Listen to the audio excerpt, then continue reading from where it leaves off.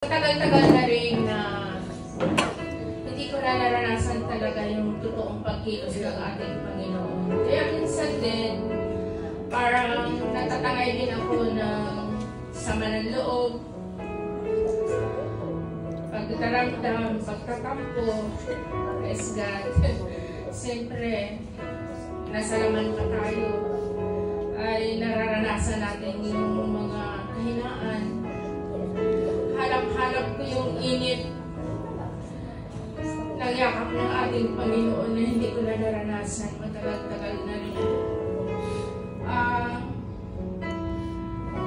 Magmula noong hindi na ako nag-ministry sa Prayer Mountain, malaking nawalan sa akin. Halap-halap ko yun. Hindi na rin ako nakapag-pray ng yung katulad ng ginawa ko dati na kahit hating gabi or pag nagising ako nakakapag-pray ako. Marami kasing distraction. Pero muli, nagpasalamat ako sa Diyos na bago naganap itong EGR, binalik ako ng Lord sa Kanya. Na nagigising ako ng 10 oras ng gabi. Maakyat ako dito sa church para mag-pray. Ang sarap sa pakiramdam.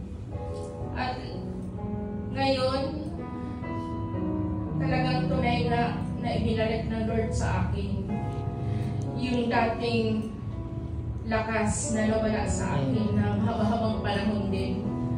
Kaya ako ay nagpasalamat sa Diyos na muli na nilingap niya ako. Inalis niya yung mga bigat sa puso ko.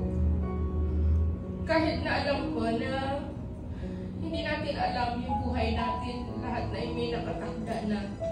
Pero natatangay pa rin ako sa kahinaan ng laman ko. Kaya minsan nakakaramdam ako ng pagkatatampo, pagdaramdam na nakaugat sa puso ko. Kaya minsan kahit ang sikap ko na gawin yung marapat, hindi ko magawa dahil siyempre dahil sa meron akong daladala sa puso ko. Kaya purihin ang ating Panginoon na sa araw na ito, muli nirelease niya ako. At muli binigay niya sa akin yung kalakasan na hinihiling ko sa Kanya. Kaya pinupuri ko ang ating Panginoon. Thank you.